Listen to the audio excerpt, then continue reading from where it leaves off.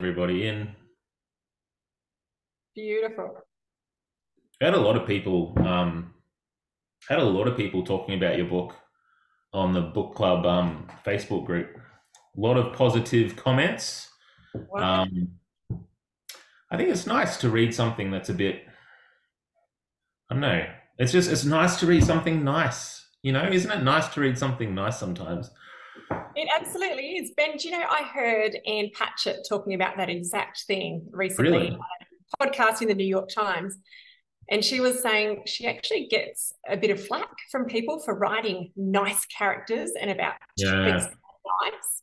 And she owns a bookstore as well. And she was saying, do you know what? There are endless shelves full of serial killers and true crime stories about people Yeah. who chopped up bodies and hidden them under the house and, you know, Yeah. people being awful to each other. So if that's what you want, go find it in a bookstore. You don't have to Yeah. read my book if you detest reading nice things or nice topics or characters that have Isn't challenges. it? It's funny, hey, like I remember, have you seen the movie Chef at all? Do you remember that movie? So the No, whole I don't. movie is about this father and son coming back together over food. But right at the end of the film, he had the main character get back together with his ex-wife, and there was a wedding celebration at the end. It was beautiful, and everyone was happy. And he said, "I probably lose some indie cred when I did that ending because it's a bit cheesy." But he was like, "I just wanted to feel good. I wanted to have something nice." And I can really relate to that. Um, all right. Well, hello, everybody. We're just sort of letting everybody in. Welcome to Ben's Book Club, um, part of Libby Overdrive book libraries across Australia.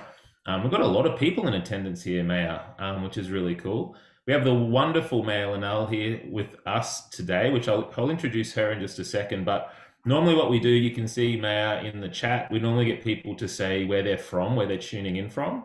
So, Ian is a big fan of the Ben's Book Club. I'm a big fan of Ian. He's all the way from the UK. So you've got a reader over in the UK. Chris from New England. It's fun to sort of see if anyone's from near where we are as well. Maya, where are you from right now? Where are you tuning in from? Yeah, so I'm based in Southwest Victoria, Ben. So just like you, I know you're originally a Victorian boy. Yes. So it's very nice. Sunshine today. We down in the southwest Oh, have a lot of rain and we have a lot of wind, but today was absolutely perfect for September. We had sunshine. I had one of the wow. kids swimming in the river. It was just beautiful. We've got an ocean just outside our paddock here, and it's pretty chilly, the rugged southern ocean. But Yes. went for I a dip this remember. morning. That's lovely.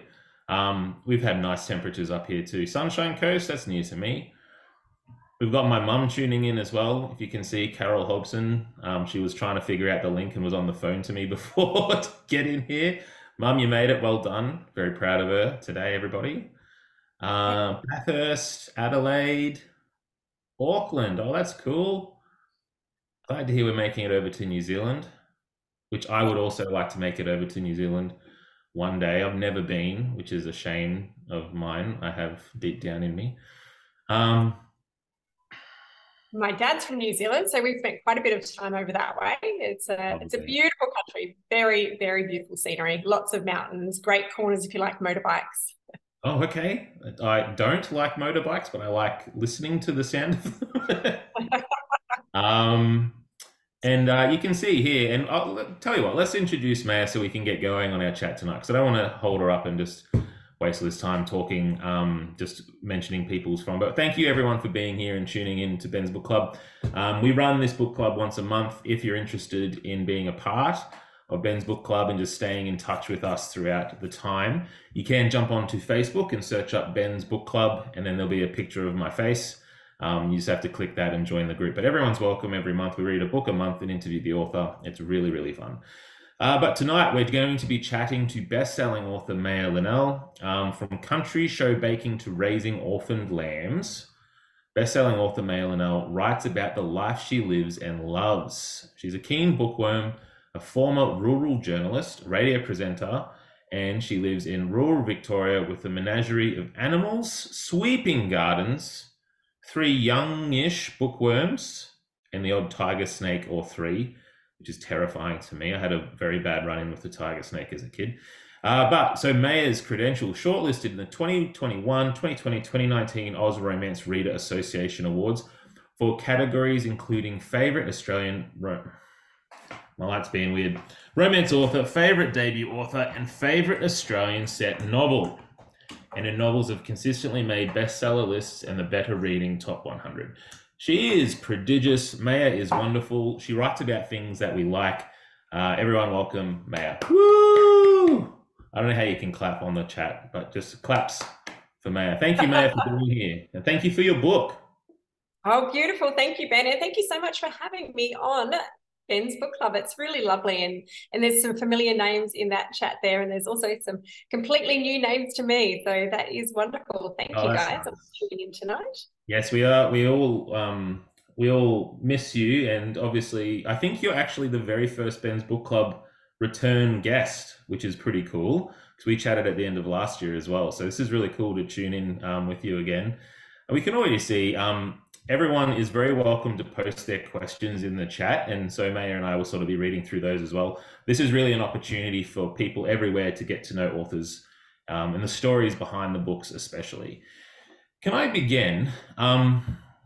Last time we spoke, we were talking about Christmas cooking. And I know you're an avid cook, and I'm wondering what are some of the things, and obviously this is present in this book where they actually take a cooking class, which I loved, by the way. But what have you been cooking lately? Where's your interest lie? What have you been discovering? What is your interest? Well, the ovens are always running hot around here, Ben, and we have two ovens. And I thought at first that might be overkill when we were building this house that, who Yeah, needs two ovens? But turns out we really, really do. We use them all the time. yeah. So things I've been loving recently. Yesterday we had cinnamon scrolls come out of the oven. They're beautiful, lovely, Mm. luscious, warm straight from the oven. Is You that with make like the glaze on top? That glaze. Yeah, yeah, Oh, and it's you douse amazing. them in cream just before they go into the oven, and so that kind of caramelizes that brown sugar, and it's beautiful. My daughter did 99% of the work on that. I've trained her well. Also, yesterday, being school holidays here in Victoria, we had some, the Kingston biscuits that you get that are Yes, that nice, absolutely. almost Anzac biscuit with the orange chocolate center. Those are currently sitting in the pantry, fresh from yesterday's baking session. What else? Focaccia, like a beautiful focaccia that you kind of pour a bunch of olive oil underneath the dough. Oh, And then when you're about to put it in the oven, you put more olive oil on the top and you poke your finger in these beautiful pockets of dough and sprinkle it with salt and put some rosemary on top. oh That's my really gosh. doing well. It's Stop. actually, I need if to you ask you this, Maya, you need to stop. This is torture. I don't know. Yeah, look, Mandy's the same in chat. Thank you, Mandy, for backing me up. I feel like if any book club guests that we have, we need to be in person is Maya, I think, because I don't know. Maybe you could teach us all how to cook something and then we could all eat because it's oh, delicious. I I do. I can't. do love cooking. And once I made scones, actually twice, I've made scones live on camera, teaching people how to make them because when I first made scones, they were terrible. And I met my husband, he made these scones first up, and his dad then made scones when I stayed at their place the very first time and met his parents. Mm. And so this special family recipe has, been around for a while now, and I've taken up the Ooh, mantle and hubby still cooks them sometimes, but they're wonderful. They rise really beautifully high every time without fail. And that's so I've made them live to camera a couple of times. well. Look, I would, if you ever wanted to dabble in starting you don't have a YouTube channel at the moment where you do cooking and things like that. Like I really would. Look, Ben, Yeah. actually, Uh-huh. when I was first when I first signed my book contracts and I thought, what can I do that readers might like? I show people how to make a microwave saucing chocolate pudding, which is so easy, takes 10 minutes Mm. to cook and it's divine. So my son is doing a tutorial on how people make it. And then I've got my daughter making a 4 ingredient coconut cake that is just as simple as you can possibly get. And there's some bloopers in there, like it wasn't all smooth sailing. It was a good laugh. So if people wanted to look those up, they can see two very easy recipes that are our family favorites. Oh, cool. That's really awesome. I can see there's some people who want your secret scones recipe up on oh, that's my mum. My mum wants your scones recipe. Yeah. Yeah, dang, man. Like, hey, can we just talking about I'm gonna say this because I think it's really cool. I was reading your acknowledgements and you actually mentioned Jace, who is your partner, correct? Who's Yeah. the scone maker. Um, but I loved how you listed him as being a real life hero and you describe him as being a person who helps you problem solve Mm. with your writing. And I'm really, really interested in what impact he has beyond scone making, that part of creativity. But how does he help you cook your books? That's a really good question, Ben. And Jace is very, very helpful in so many different stages. So not only does he do funny little quirky things that I've kind of stolen a couple of his habits and put them in different Yeah. character little traits. Like when I first met him, he was wearing odd socks and we're at a black tie event. And so in one of my books, I paid homage to the fact, because I had never met a grown adult that would wear odd socks. And I thought, who does that? Turns out plenty of people do, but for me, I thought that was a fun little character trait to give to one of my characters. Yeah. He'll come up with these fantastic sayings like, "Oh my God, I'm as flat as a shit carter's hat." Things that I would never think of saying. Sayings, he seems to have just a huge reel of them in his head that come out at Yeah. inopportune moments. And I say, right, I'm going to write that one down. What was that again? Or, pack to the gunnels and things like that, he would say. So I kind of rip off a couple of his fun sayings. But he's from a farm, so he has extensive farming knowledge. And Ah. in Kookaburra Cottage, you might remember there's a scene that involves a tractor. And I had in there, it was a little grey Fergie tractor in the first, or in one of the drafts. So it was quite an extensive way through the edits, and we're in the copy edits. And that's usually when I get Jace to read it. And he read it through and he said, "Now, Maya, see how they're using the tractor bucket in that for this particular thing?" And I won't say what it is, going to kind of gives away a bit of a key part of the book. Yeah. He said, that model of grey Fergies, they generally didn't have tractor buckets. So they didn't have the loader arms. So, you might want to upgrade it to a massive Wow. Ferguson, 168 or Yeah. whatever the next type of bigger model is. So don't quote me on that. I'm not sure exactly the number of the Massey Ferguson he said to put in, but I'm like, oh, geez, I just assumed that all tractors had tractor buckets and loader arms on it. But no, so he picks up great things like that in the Man. proofread. You would have been raked over the coals by the Farmers Association reading your books. I mean, they would have come out with literal pitchforks maybe for you. Well, Um, you don't want to get those types of things wrong. you And don't. an eye for these type of details that, I just assume sometimes some things. And I think, well, I know tractors well enough. We've got a Massey Ferguson here that he taught me how to drive. Surely all Massey Fergusons have, the ability to lift Yeah, heavy. and I guess you don't know what you don't know either. So it is like someone with that lived experience can actually help you with that stuff. But I can completely sympathize. Like you often, oh, whoops, that detail's wrong. Like it's actually quite hard to get it right. So good on Jace. It's lucky he's there. It is. Um, And then on a technical level as well, like in the plotting and stuff, when I'm stuck, I'll say, "Oh, geez, I'm frustrated with this book. It's just not going to work, and I don't know what to do." And you'll see me procrastinating and say, "Oh, how's the writing today?" And I go, "Oh, well, I did a great job of cleaning the office and rearranging my bookshelves. As you can see behind me, this is my workspace." yeah, And sometimes I can get so frustrated with the scene, and you just can't see beyond, your immediate problem. And I yeah, remember at first, I don't really talk over the story too much until I've kind of got it in my head. And then when I hit roadblocks, I can't get much further. And he said, "Well, why don't you talk me through it?" And I said to him once, "Oh, it feels really vulnerable. I know that the book is not good yet. So when I'm trying to explain it, it's not going to sound good. You're yeah, going to think it's absolutely crazy. You won't believe that I spend all day, every day writing these books when it just feels like this plot hasn't come together and I've spent X amount of time on it." He says, "Maya, I've seen you giving birth. That's a hell of a lot more vulnerable than telling me about some fictional characters. It's like, hey, let's do it. Tell me, show me what you got. We'll work through it." And I'd never thought about it like that. But I felt that vulnerability of that's exposing. good. Yeah. That's a good line. Like you've been vulnerable before. This is nothing. Like that feels very authentically farmer Australian to say that sort of thing. I love it. That's awesome though that he sort of helps you get it up on its feet and work it out. live with him. It can be really useful to bounce those things off another person who you trust, especially. Um, Now, there's a lot of people who are asking questions about. You can see Steve is asking, is Geraldine Mayer in real life? So Geraldine the cook. There's some. I think it's Christy in the Q&A is asking.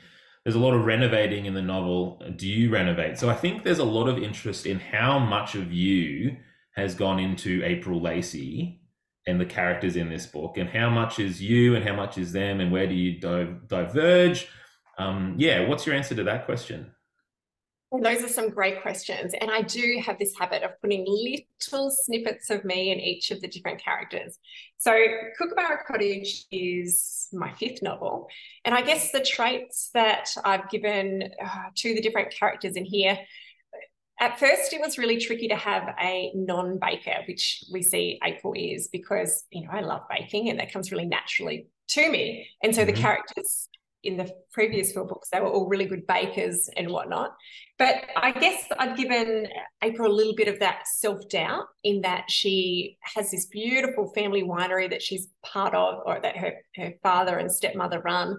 And she just doesn't feel like she's quite good enough to take it over. And I know, and I'm sure you would know, and a lot of author friends that I have, will often speak about that doubt, can I do this? Can I pull off Yes. this book? So Yeah. that was kind of easy to funnel into April in some respects. Uh-huh. Um, and then I have never led a cooking class before, but I guess I've taught my kids to cook. So in a way, maybe I'm aspiring to be a cooking teacher later in life. If I ever get sick of this author gig, perhaps I could try to be a Geraldine. And then in my other books, so the different books, the first book that I wrote is called Wildflower Ridge, and Penny, the main character, is a girl who's from the country. She's gone away, and it's only when she comes back home as an adult that she realizes the country is actually a beautiful place to live. So I guess that's one of the main things that I gave to Penny in the very first book. And it's all Yeah. about four different sisters. So then in the next one, Bottle Brush Creek, Angie's story, Angie does some renovating, and we have had a fair bit of experience with renovating and building. We built this house ourselves from scratch, bricks and all. Wow. Handmade bricks, which now I look at it and think, "Ooh, that was a solid 2.5 years of effort building this house." But Wow. so I could give Angie some of the different issues in building and renovating, and she's got a committee problem as well. She's got people asking her to join committees all over the place. And again, you live in a small country town, you kind of can't escape being asked to join different things. Then in Magpie's Bend, Lara's story, she's a runner, a long distance runner. And I used to be a long distance runner for a very short period of time, but I have such fond memories of those glorious long runs when you're exhausted, but you're exhilarated and you're on this runner's high. So as I wrote this book, I channeled a lot of my love of that small period of my time that I was a long distance runner into Lara. And I also gave her the story about the black tie ball with the guy with the odd socks. That's that one. Okay. Yes, and then in Paperbark Hill, which is the fourth and final sister in the McIntyre Sisters series, she's running a dahlia farm. And that was something, I have lots and lots of dahlias here at our big garden. And I said to Jace at one stage, "I'd love to start a dahlia farm. What do you reckon, honey?" And he said, "Maya, you're writing a book a year. We've got 3 kids. We've got, little lambs. We've got potty calves and chickens and all the stuff going on. Maybe we might hold off on the whole dahlia farm." And I thought, well, probably right. I can just grow them for joy rather than trying to, sell them to market. But I gave that lovely dream career to my character. So I can thread little bits in here, there, and everywhere, and that's a real joy to do. Yeah, it is fun. It is fun. Yeah, I guess everything sort of everything in your books is from you, right? And there's elements of every character in you, and it's really fun to sort of discover these different parts of your own subconscious as an author, I think, especially. I know that for your covers that you often have parts of them from your own farm. I was wondering if any part of this cover was actually part of your where you look every day, which again, very jealous. But yeah, is there anything with the cover? The only bit of this cover that I contributed was the flowers here, and they're not actually my roses. I do have lots of roses as well. These are roses from a winery in Coonawarra. And so Oh, I went across to Coonawarra / Penola, which is the beautiful wine growing region in the Limestone Coast. Now, this is where I grew up, this beautiful area, and it's right down the bottom corner of South Australia, almost hard up against the Victorian border. So we're on this side of the yeah. Victorian border, and the setting for this story, the Limestone Coast, is just on the South Australian side. And so I went across to the beautiful Coonawarra wine region and took a heap of different photos just in case no one wanted to use one of my pictures on the cover. And they chose the flowers, which I was really pleased with. A chap called David took this lovely vineyard shot. It's from a vineyard in South Australia. But Yeah, I was very lucky. He did really well, didn't he? It's beautiful. it is. It's really lovely. All your covers. I love how thematic your covers are, especially too, because they all sort of fit with one another, which is Yeah, really cool. And they do. yeah, and Jodie Walk, which I'm hoping I'm pronouncing your name correctly. Forgive me if I'm wrong. But Jodie has asked, when you start a series, do you actually map out how many books and characters will feature prior, or do you write the first and sort of invent from there? Because there are these thematics that go through, and not to spoil anything, but certain characters popping up here and there that filter into other things. So yeah, do you have this master plan like behind you, 10-book series or something, or how do you work? Well, not quite a master plan, but a big hello to Joan from Queensland. It's lovely to see you here, a long-time reader, and has had Oh, some that's cool. wonderful things to say about the book. So thank you for your support, Joan. I do with the first four books. I always knew that it was going to be four because I put four sisters in there, and I thought, yes, I can do a different story on each of those four sisters. And the plot for each of the books didn't really come to me until I was almost, up to about start brainstorming them. So the first one, Penny's story, I had pretty down pat, country girl, goes to the city, loves the bright lights, comes home to the farm. And then once I finished that one, I thought, well, I'll write about something else that I know well. Well, I know, renovating and the stress that can put on a marriage. I'll work with that and see what comes. Yep. And then, and so on and so forth. So for Lara, I wanted that singles ball and I wanted the fun run. And then for Diana, I wanted the dahlias. But with the new series, I guess I initially thought to do something a bit different, I would have it based on a friendship circle. So it won't be a huge spoiler to say that new friends will come in throughout the story because, in my head, I've got three stories, quite relatively well, planned. But I'm not sure on the fourth, so possibly I need to start adding in a couple more characters because it does seem to fit nicely. A group of four. People really enjoyed the McIntyre sisters.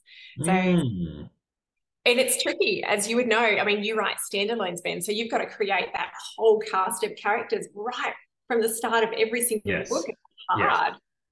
It is very hard. Even just naming the characters can be quite tricky, I find.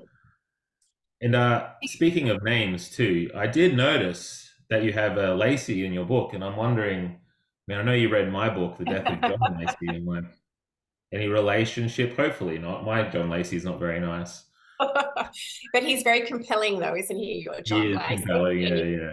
have to keep turning the pages to find out what happens. Yeah, but you're April Lacey, so yeah, very. The thing I like that you do is I love April and I love Connor, and I want them to be together, and they just seem they seem like such good people, but you do have like difficulties with them, and not sorry, difficulties might not be the right choice of words, but they're not without flaw. You know what I mean? They have their own thing they have to sort of grow and mature in, but you manage to keep them very winning and very likable.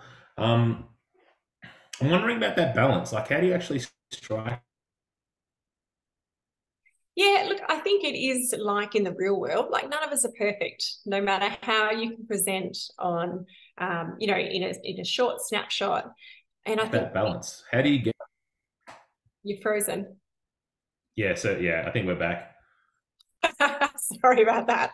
Good old internet glitches every now and then. The balance, yes, I do find that my characters, I want them to be real. So I want to think about what's their strengths and be able to show some of their strengths, but also to highlight some of their vulnerabilities and the challenges they have, because of course the way that you see yourself isn't always the way that others see you. And I think that's a really interesting thing, that you can kind of convey all these different sides of a person. And I think I've got you frozen again. Oh, I'm not sure what's happening there, but I just see a couple of questions. Cherry as well, you're asking about whether I can start from the first book or pick up any.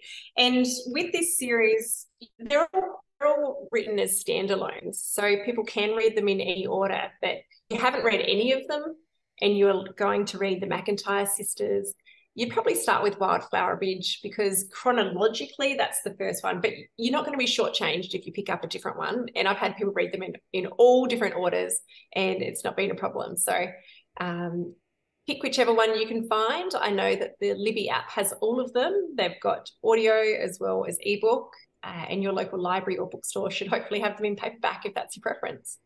I apologize. I don't know what happened with my internet just then. Thank you, Maya. I'm sorry, everybody. I don't know how long I froze. Hopefully, my face when I froze was really elegant and nice as well. And I was. It was. It was very handsome. Thank you. Thank you. Yeah, sorry about that. Yeah, and I was actually going to ask that question, which I'm glad you answered. They can be read in any order, correct? But there is something, I feel like a completionist. Like I want to read and have the whole set, and I want to hear and experience all these different stories. And it is really fun too. And again, not to give anything away, but when you're reading books and another character who you know really well has a cameo, and like, I know that person. That's really fun. Appreciate you putting that in there. And I feel like it doesn't, negatively impact the other readers. If Geraldine pops up in the next book and they haven't read the previous book, they're not going to go, who the heck is Geraldine? I will always give an introduction to Geraldine and say, local cooking class teacher, celebrity Geraldine waltzed into the general store and ordered herself a vanilla slice. I always put that little bit of a preface, because I read different books and I'll pick up one and then go for a mystery, and then I'll go for a romance, and then I'll go for a historical. Mm-hmm. I'm not necessarily reading books in order, so I can't quite remember different characters from series. Yeah. Immediately I don't have that recall to quickly go, oh yes, I've met Geraldine before. So I kind It's of like it's the book equivalent of previously on, and then the little thing on the front of the show. You need that to catch you up. So when I do this, I go on Goodreads and I read some reviews. So I like to quote some positive reviews of your work, but there is just, I don't know whether you go on Goodreads at all, because some authors avoid it because of sadness, but you wouldn't have to be, because when you go and look at your stuff, there's just so many people who have such a deep love for your characters and love for your books, and in your books seem to uplift people and make people feel romantic and feel like they're hugged, I think, is how a lot of people have expressed it.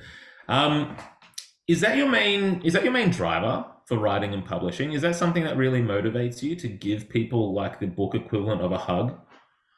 Yeah, Ben, I have some of the nicest readers, and it is beautiful the amount of effort and time people will put in to say that they loved a book, or recommending it to a friend, which is one of the best things that you can do for an Aussie author. So I feel really fortunate that I do write in a genre where people are going to the books because they want that warm, fuzzy feeling. And for me, that's something that I really like too. I like writing about it. I like reading it. I like living the life where I get to have little orphan lambs and raise them and bottle feed them. And just like, the lovely Brant is saying, that's something that brings him back fond memories of when he had lambs when he was younger. And that nostalgia, I think it's beautiful. People will say, oh, the scene in Paperbark Hill where Diana gives somebody a bunch of sweet peas and they bury their nose in the sweet peas and say, oh, this reminds me of my grandmother's garden. And the amount of people that have that sensory relationship with flowers or with cooking, it's really a beautiful space to work in.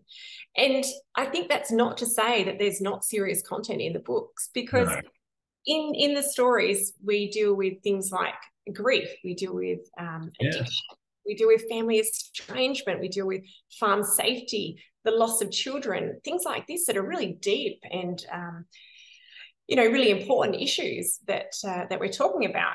So it's not, some people will really denigrate romance and say, oh, it's all light and fluff, nothing's real, but it's No, not. yeah, So many ways 100%.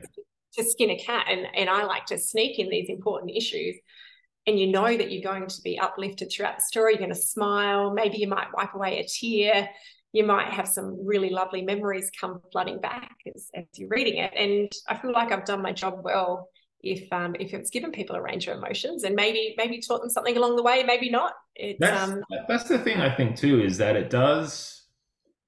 We know we have this trust in the tone and the feeling of the book that when you do go into those deeper emotional and thematic and those really big questions of everyone's lives, like so relatable. I think everyone can sympathize with the questions that are raised with grief and addiction and loss. But we always, or at least I always feel like it's comforting because I feel like there's hope underneath it. mm, But there's a lot of literature, and I love other books as well. I love getting into the deep, dark, gritty stuff and just feeling ugly, like life is terrible. I don't know. I just love that because it feels authentic and it feels really weighty to me. But man, it's nice to have some hope sometimes as well. So I'm really grateful for books like yours. Um, what were some of the first romance stories that you really fell in love with as a kid? Like, what has inspired you to write in this particular genre? And is there anything that you're reading now as well that has been really inspiring to you? yeah, absolutely. Look, as a kid, Ben, I was one of those avid readers. So I would pick up anything and everything, from Anne of Green Gables, which I absolutely loved, to all the Yeah. horse stories. I was one of those kids that was horse crazy. I would have had a whole horse farm if I could have. And then as soon as I actually got a horse, I realized they're a lot of work and they're a lot of money. And maybe a motorbike is better for bashing around the paddock, and it's not as idyllic as all the Enid Blyton books make out. So anyway, my horse phase then moved on to my romance phase, and I started picking up all the beautiful little Mills and Boon stories that were in the Free Post Office Mm. library. And so I think I was late primary school, I started on the Mills and Boon and just loved that idea of romance. And some of those books are pretty outdated now. The different topics and the way they deal with consent and Yeah. gender norms and stuff like that, quite outdated. So I certainly wouldn't be pushing those books into the hands of my children who are a similar age to I was when I first started reading romance. Yeah. But the romances of today are really smart. They've got strong women. They've got women that aren't sitting around waiting in a tower to be rescued by a handsome prince. There's usually, a handsome hero or heroine throughout, depending on what type of genre you're reading. But they're teaching people about the ways that they can enjoy pleasure and love and sex and things like that in a great way. And it's a safe Yeah. space, I think. So yeah, I started reading Nora Roberts and Danielle Steele, lots of Yeah. those authors from a very young age. And at the moment, I'm a bit excited because I've got a couple of new books. One just arrived in my mailbox from some friends of mine at HarperCollins. I'm Oh, good yeah. with Pamela Cook and Penelope Janu. They're in my writing group that we do Zoom together on Oh, Friday. cool. That's really And cool. they're involved in this beautiful anthology book of short stories, Christmas themed, that's rural romance. It's called A Country Vet for Christmas. A Country Vet Christmas. And that one's coming out really soon. So if you like my stories, you're probably going to like this one as well. And some great big authors. There's Alyssa Callan, Lillian Malone, and Stella Quinn in there as well. Wow, And that looks cool. yeah, it does. So they're all beautiful little short stories, and some of them are linked to their existing books as well. And again, you Oh, don't have to have read their other books to know the characters, but if you have read them, you will probably recognize a few got different some scenes. nice little links in there. Yeah, cool. Yeah, which is good. And then another one, I was in the Allen Unwin offices in Sydney in August and just popped in for lunch with my lovely publisher Annette and some of the team there in marketing and sales and advertising. And Ben, you know what it's like when you go to the Allen and Unwin offices, because we're both the same publisher, and they Yes. take you through the rooms where there's all these beautiful piles of Yep. books. The Yep. publisher team sits and they say, "Ooh, what would you like?" And you're a bit I like a know. candy store. And there's like a pile of like 6 or 7. You're like, I could probably take one of those and no one will see because there's so many. But I'm then left with what a whole bag. they do, they give you a whole bag and they go, oh, Yeah. this one, you like that one? Here, how about this one? Yeah. So one that I haven't started yet, but I'm really looking forward to trying because if have you listened or sorry, have you read the Miss Fisher's Murders, the Phryne Fisher books? They I turned haven't. But can I it say just very quickly before you tell us about this one, just so everyone knows, we're reading this in 2 months. I actually have a copy of this and we're doing it for the book club, not next month, but the month after. So October, November, that's the book we're reading. So well, bookmark that one, guys. But Maya, yes, let's hear about it. What is it? that's a fantastic coincidence. I didn't realize that. So Yeah. this was not prearranged, but this one here reminds me a lot of the Kerry Greenwood books, just the vibe. It's a debut. It's by Fiona Britton. It's her very first book. She's based in Sydney. It's dubbed Violet Kelly is Agatha Christie meets Underbelly with a Beretta tucked into her French lingerie. So 1930s Sydney, there's mystery, there's an intrigue, and there's a real kick-ass heroine. So, That's I mean, I cool. can't wait to read that one. Yeah, I haven't, can I be honest? I haven't read the back of it yet just because, you know how we go with just how many books we have on a stack. But that sounds awesome. Very excited to read that one. Yeah. Cool. Thank you for showing those. And yeah, isn't that funny that I'm doing that as the book club in 2 months? It must be a good book. Two people coming up to it. Um, who Oh, is the and the author? author, Fiona Britton. It's her first book, correct? Yes. And it's called Violet Kelly and the Jade Owl. So Cool watch out for title. that Cool one. title. Sounds Actually, on good. titles, how do you come up with your titles? Because you do have this, again, another thematic with yours. Paperbark Hill, Kookaburra Cottage. You have these lovely flowing 2 words, Australian. Tell us about it. How do you come up with your titles?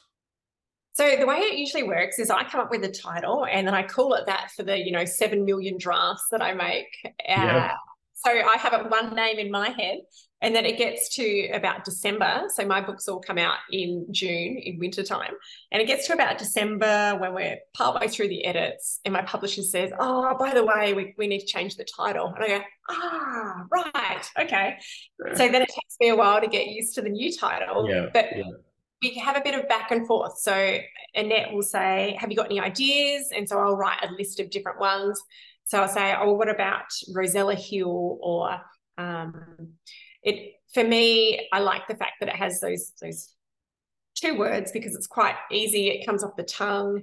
Yeah. Well, an Australian reference, people, looking at it for the first time in a bookstore can tell for Hmm. most of them that it's an Australian story. And next year's book number 6, for the very first time, the title is staying from the very first title that I came up with. So You did it.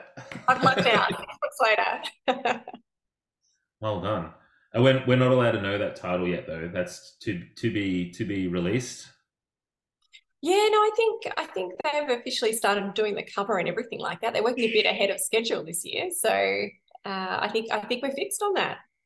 Okay, but we'll wait, and we'll bookmark your website and stay tuned for the next novel title, just so we can see what Maya did come up with originally in the stuck, which I can completely. It's very difficult to get that, so I understand and sympathize.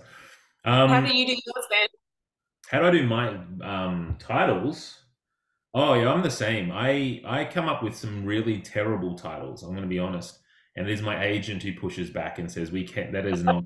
We cannot do that. The only one that was mine was To Become a Whale. That was mine, and that was originally called The Whaler's Son, which I actually quite like as well. But To Become a Whale was what ended up sticking, and that one worked. But all the other ones, yeah, I had to get. Yeah, I'm not even going to go into what they were, Mayor, because it's embarrassing. It was pretty bad. It's funny how titles work though. Like Snake Island, I've had so many people push back on that, saying, "Well, I don't like snakes, so I can't read that." I'm like, "No, it's not the island of." um, it's funny. Like we do, talking about covers, talking about titles. We do actually do judge books by their covers. We really do, and their titles. So it is something that to labor over. So it's good that you do. Um, I really like a couple of these questions. Thanks for all sending through your questions. There's so many good questions from the audience here. But Tom has asked this, which I actually think is interesting. Do you feel the scope for real life romance is more constrained nowadays than formerly? So I think Tom's asking there about romance in real life, but I'm actually interested, Tom, I hope you don't mind me stealing a question. I'm actually interested in where you think the romance genre sits as far as watching it on TV and films and then reading it. Do you feel there's more like different avenues for romance to spring it? Or do you feel like it's, yeah, I guess what's exciting you about the romance genre nowadays? Is there excitement still? New things happening? Yeah, absolutely. And that's a good question, Tom. I think there's actually more scope these days in the romance genre because of course we're a lot more open about the different types of relationships we can have. And Hmm.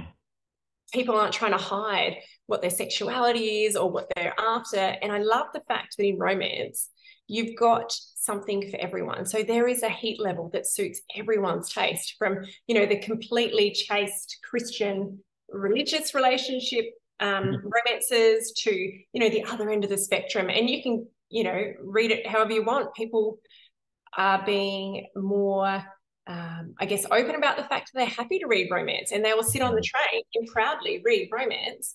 And if someone dares give them flack, people are a bit more along the lines of saying, well, I'm not forcing you to read it. I'm reading what I like. You read what you like and we'll all be fine. Don't yuck, Yeah. yuck. So I feel like there's a lot of scope. And I think it is exciting because romance is one of those eternal things everyone is seeking for a connection. So Yeah. everyone wants to be loved. And I feel like that is never going to go away. We're never going to become, a planet where we just want to be alone all the time and we're not looking for that someone special. Hmm. Because you've got different types of love. You've got, the love of a child, the love of a parent, the love within family dynamics. You've got romantic love. You've got that beautiful relationship between, a farmer and their kelpie. They rely on each other to get the job done at the end of the day. And there's Yeah. these special things that you can really highlight that, will resonate with one reader in one way or another. So I think it's really exciting. And I think people, are happy to embrace all different types of love. I actually find too that nearly every story that I really respond to will have some, yeah, it's relationship, right? And nearly every story is about, I mean, primarily it's about finding relationship, finding meaning, finding connection. Nearly every story at the ground level is about that in some capacity or the lack of it. Um, I guess romance is really specifically targeting like romantic attraction, but at the same time, there's so many, like you say, there's so many different types of love, and I really do feel like we are kind of embarrassed with how many good stories and access to them at the moment. It's almost hard to keep up, I find.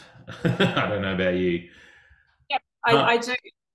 And I think that, in television as well, people can stream movies so easy these days. You don't have to feel bad about going into your local video store, like your Blockbuster every Friday night and going, I'd love 3 rom-coms, please, because you can watch whatever you want in the comfort of your own home. So if that's what you want to read, you don't have to yeah, worry about someone yeah, judging you on that. that's And true. I think there's a lot to be said about, people enjoying being uplifted and having good relationships. Yeah, my wife especially, I use the Libby app, but she really uses the Libby app. But I don't know any of the books she's reading, and I'll often say, "Okay, what are you reading?" And she's like, "I'm not telling you. It's too cheesy." Like, you go, you do your thing, man. Like, it's totally good. I really love that. Can we talk? I mean, it's amazing. We're nearly out of time. I don't know how this is happening. I'd love to actually talk about April and Connor. Can we talk about these characters of yours who've starting their lives in this book? I'm hoping we'll see more of them in future books as well. But can you talk to us about April and Connor and where they came from and how you think about those two characters who are so vital to this story? Yeah, so I love my characters. I feel like they're my little friends that kind of sit in my head and I think about them and I think about what they might wear and how they might speak and the things they might be scared of. So I feel like I know them really well and it's beautiful when they come alive in other people's imaginations too. It's very cool. It's like making a colouring in book and someone else is doing the colouring. I'm just, building the outlines and everyone else fills in their own interpretation of them. But Connor, he was a chap that came to me as a British guy straight away. I knew that I wanted someone from the UK because I've got so many friends that are in relationships with people from overseas. Okay.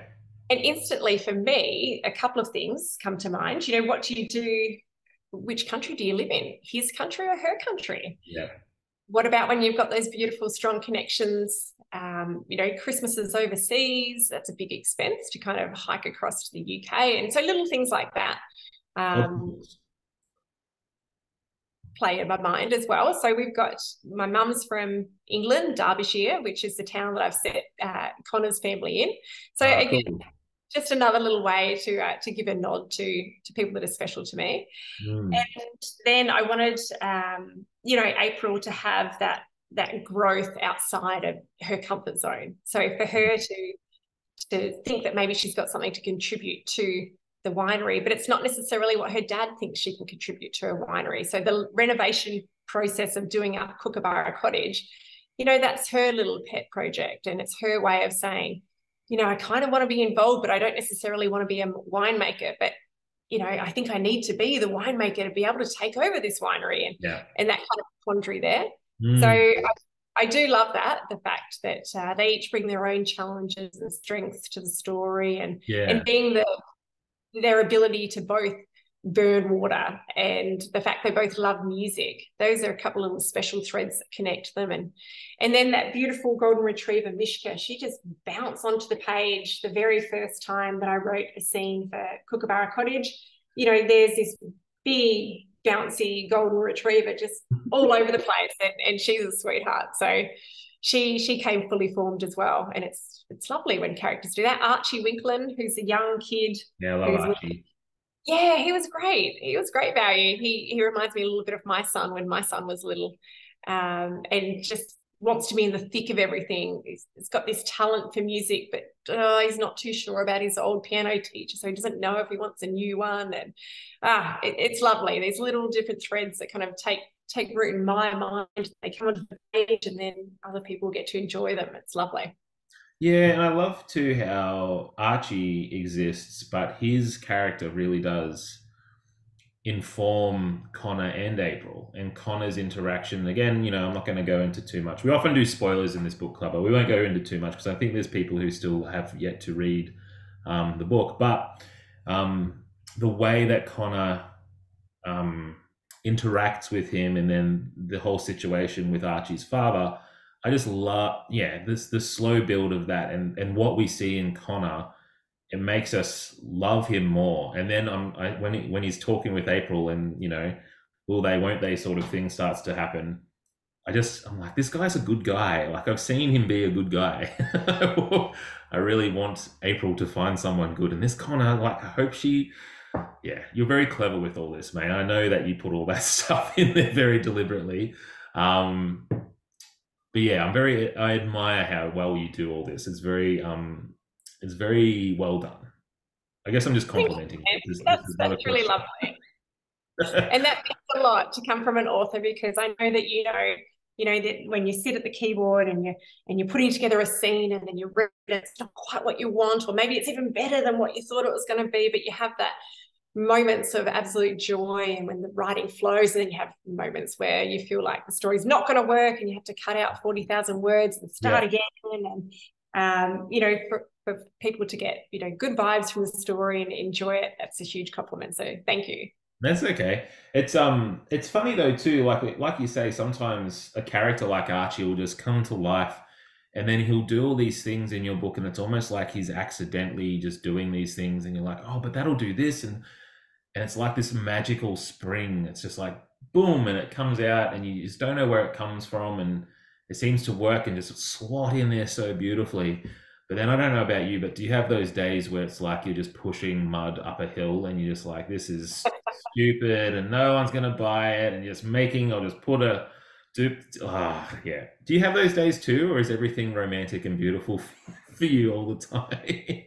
No, look, I have to admit, there are certainly times in every book that I've written that I've thought, that's it. This will be my last book. I'll submit this to my publisher. They'll hate it. They'll never ask me to write another thing for them. And people will just go, this lady, she's written, how on earth did she write the other books? They were a fluke.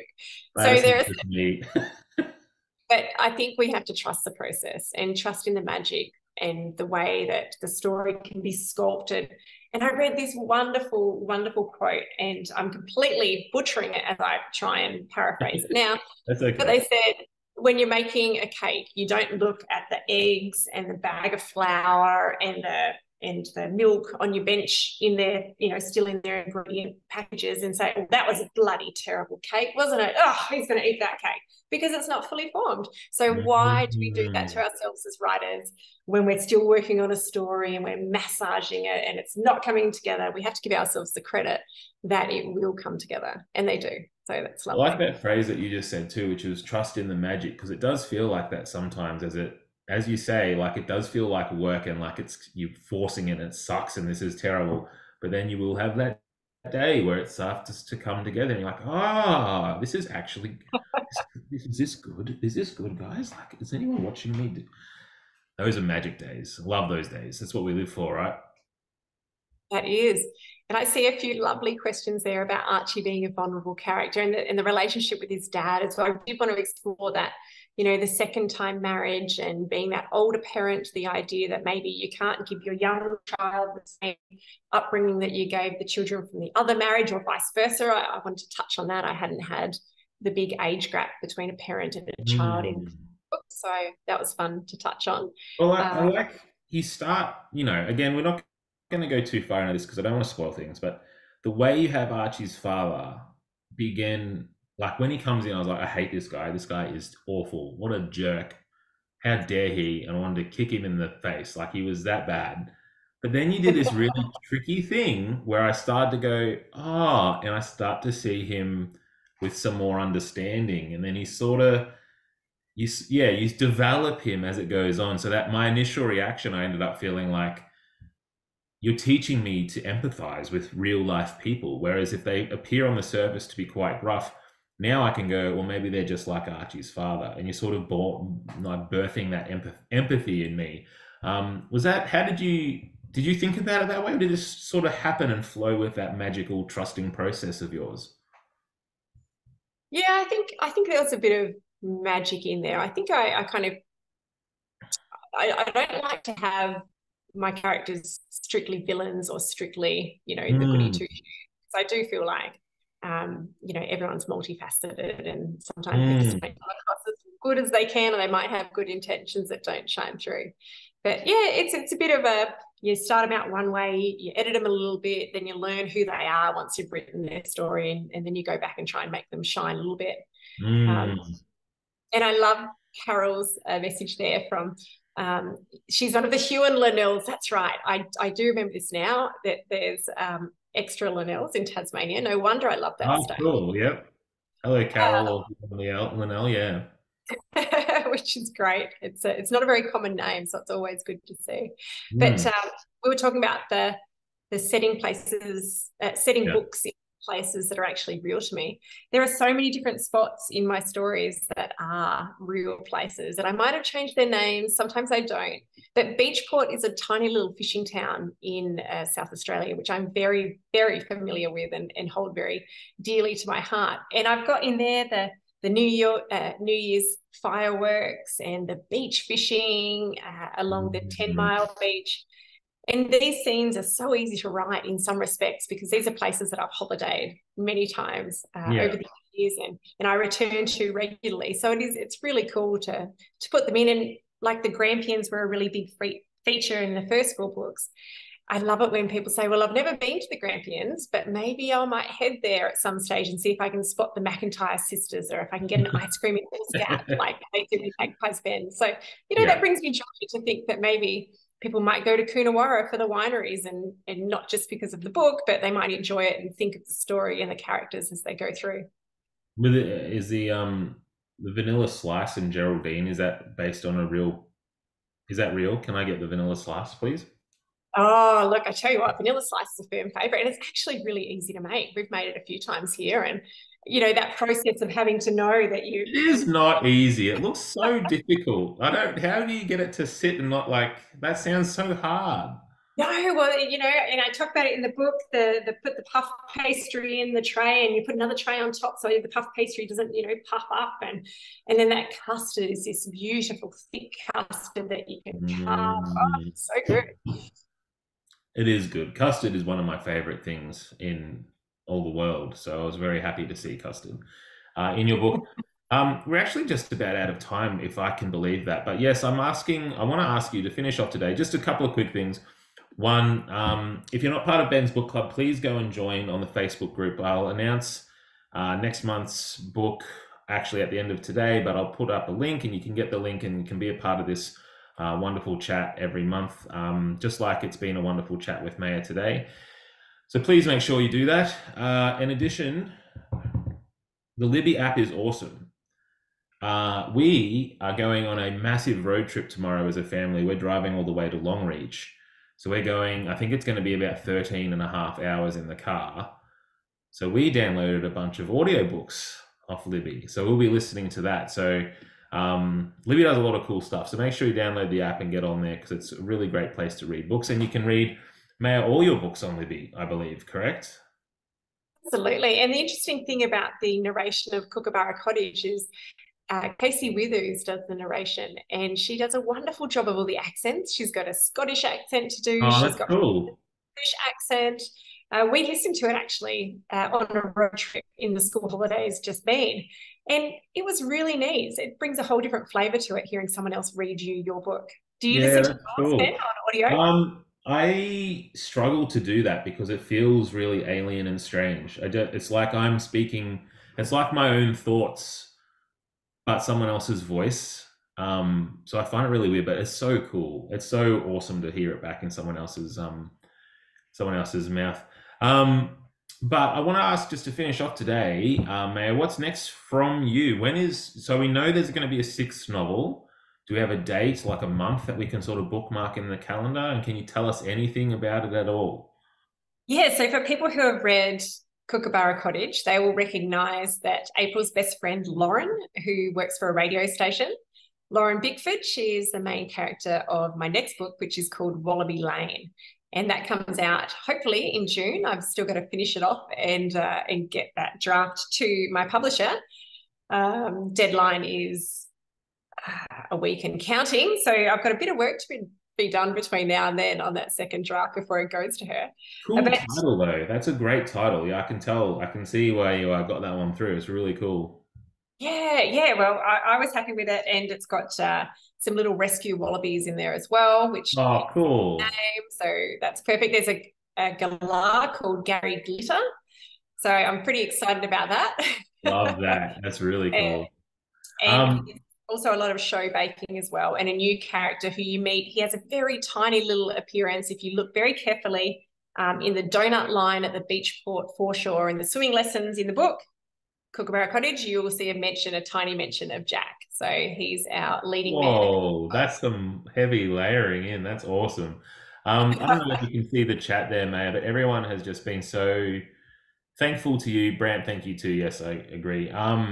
Everyone's loved your book and everyone's been really it's been so lovely chatting with you. I want to have you back every year if we can, please, because you're such a fun person and reading your books is such an uplifting thing to do. So we'll have to bookmark you in for next year. But yeah, thank you everyone for being a part of Ben's Book Club tonight. And Maya, especially big thank you to you for all your time and generosity and just writing such good books. So really appreciate you. Thank you.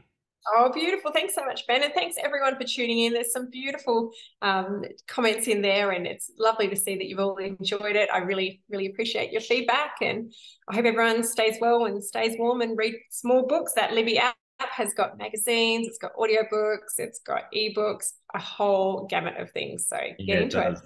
And make sure you do check out Maya and follow her on all the socials and get all her books. Because if you love this one, you will especially love all her other books as well. So make sure you do that, please. But yeah, thank you, everyone. And, I'll see you at the next. Oh, I have to tell. What's the next? Oh, that's right. So yeah, because I'm going to Longreach, I've already packed the book. So I normally hold the book up, but I packed it. But next month's book is Gabby Stroud's new novel, and this is her first novel. She's written a couple of books, non-fiction books about teachers and teaching in Australia, and the new book is set in the world of teaching, and it's called The Things That Matter Most. So that's going to be next month's book club pick. Being a high school teacher, and I've begun to read it. Yeah, it's she knows what she's talking about. Let me say it that way. But yeah, looking forward to that one. So yeah, looking forward to that, and hopefully you guys can come along to that. But stay tuned to the Ben's Book Club Facebook group. And yeah, Maya, thank you again so much, and thank you everyone for being a part of tonight. Beautiful. Thank you guys. Good night. And I hope people make those scones with the recipe on the website. Yeah, actually, it's up here, isn't it? Oh, you know what I'm going to do now? I'm going to copy and paste that and put it into the Ben's Book Club group. Beautiful. And people can find the recipe on my website. So I've got a few different ones there and the links to the YouTube channel. I'll link to your website. That's great. Who sent that through? Was that Tom who sent that? Thank you, Tom, for doing that. We'll put that link to your website as well. That's awesome. All right. Thank you very much, May. I'll let you go. Thank you. Thanks very much. We'll see you guys later. Bye.